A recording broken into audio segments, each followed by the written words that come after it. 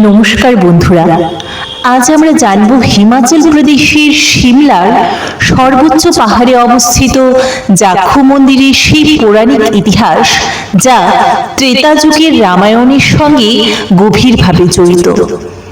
এই মন্দির শুধু একটি ধর্মীয় স্থান নয়, বরং ভক্তদের বিশ্বাস, লোককথা এবং শতাব্দী প্রাচীন ঐতিহ্যের এক অনন্য মিলনস্থল। লঙ্কার যুদ্ধে রাম ও রাবণের সেনাবাহিনীর মধ্যে ভয়ঙ্কর যুদ্ধ চলছিল। সেই সময় রাবণের পুত্র ইন্দ্রজিৎ তার শক্তিশালী শক্তি অস্ত্র দিয়ে লক্ষ্মণকে আঘাত করেন। লক্ষ্মণ গুরুতর আহত হয়ে অচেতন হয়ে পড়েন। তাকে দেখে সমগ্র বানর সেনা এবং স্বয়ং শ্রী রাম গভীর শোকে ভেঙে পড়েন।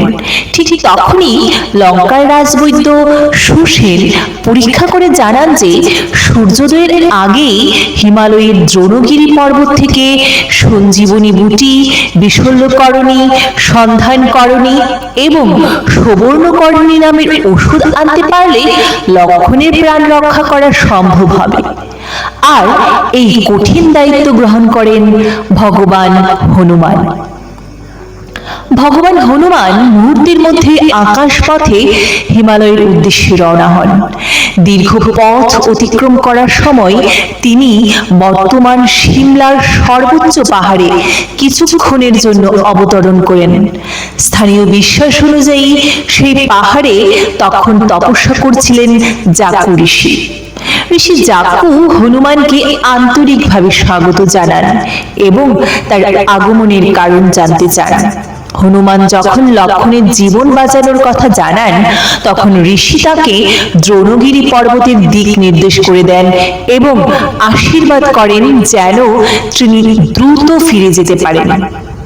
কথিত আছে, হনুমান যখন পাহাড়ে অবতরণ করেছিলেন, তখন তার বিশাল দেহের ওজনে পাহাড়ের একটি অংশ নিচু হয়ে যায়। আজও অনেক ভক্ত বিশ্বাস করেন সেই স্থানেই বর্তমান জাখু মন্দির প্রতিষ্ঠিত হয়েছে। এরপর হনুমান দ্রোণগিরি পর্বতে পৌঁছে সঞ্জীবনী বুটি খুঁজতে শুরু করেন, কিন্তু অসংখ্য ভেষজের মধ্যে কোনটি সঞ্জীবনী তা নিশ্চিতভাবে চিনতে পারেননি। সময় দ্রুত ফুরিয়ে আসছিল, তাই তিনি সম্পূর্ণ পর্বতটিকে তুলে নিয়ে লঙ্কার উদ্দেশ্যে রওনা দেন। লঙ্কায় ফিরে বৈদ্য সুসেন প্রয়োজনীয় ঔষধি সংগ্রহ করে লক্ষ্মণের চিকিৎসা করেন। কিছুক্ষণের মধ্যেই লক্ষ্মণের জ্ঞান ফিরে আসে এবং তিনি সম্পূর্ণ সুস্থ হয়ে ওঠেন। এরপর হনুমান আবার সেই পর্বতকে যথাস্থানে ফিরিয়ে দেন। যুদ্ধ শেষ হবার পর হনুমান পুনরায় জাখু ঋষির সঙ্গে দেখা করতে এই পাহাড়ে ফিরে আসেন। ঋষি তাকে আশীর্বাদ করেন এবং ভবিষ্যৎবাণী করেন যে কলি যুগে এই স্থান ভগবান হনুমানের অন্যতম পবিত্র তীর্থক্ষেত্র হিসেবে পরিচিত হবে। স্থানীয় লোককথা অনুযায়ী জাখু ঋষির নাম থেকেই ধীরে ধীরে জাখু নামের উৎপত্তি হয়েছে। শতাব্দীর পর শতাব্দী ধরে ভক্তরা এই পাহাড়কে হনুমানের বিশ্রাম স্থল হিসেবে শ্রদ্ধা করে আসছেন।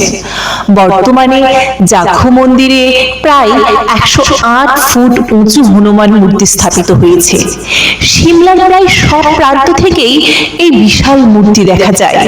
প্রতি মঙ্গলবার, শনিবার এবং হনুমান জয়ন্তীতে হাজার হাজার ভক্ত এখানে পুজো দিতে আসেন। মন্দির প্রাঙ্গণে প্রচুর বানর দেখা যায়। স্থানীয়দের বিশ্বাস এরা ভগবান হনুমানের সেনাবাহিনীর প্রতীক। তাই দর্শনার্থীদের খাবার, মোবাইল বা চশমা সাবধানে রাখতে বলা হয়। একটি বিষয় মনে রাখা জরুরি, জাখু মন্দিরে হনুমানের আগমনের এই কাহিনী মূলত স্থানীয় লোকবিশ্বাস ও ধর্মীয় ঐতিহ্যের অংশ। বাল্মীকি রামায়ণে সঞ্জীবনী বুটি আনার ঘটনা বিশদভাবে বর্ণিত হলেও জাখু পাহাড়ে হনুমানের বিশ্রামের উল্লেখ স্পষ্টভাবে পাওয়া যায় না। তবু শতাব্দীর পর শতাব্দী ধরে এই বিশ্বাস ভক্তদের কাছে সমানভাবে পবিত্র ও সম্মানিত। আজও জাখো মন্দিরে গেলে মনে হয় যেন রামায়ণের সেই মহাকাব্যিক অধ্যায়ের এক জীবন্ত স্মৃতি হিমালয়ের বুকে নীরবে দাঁড়িয়ে আছে।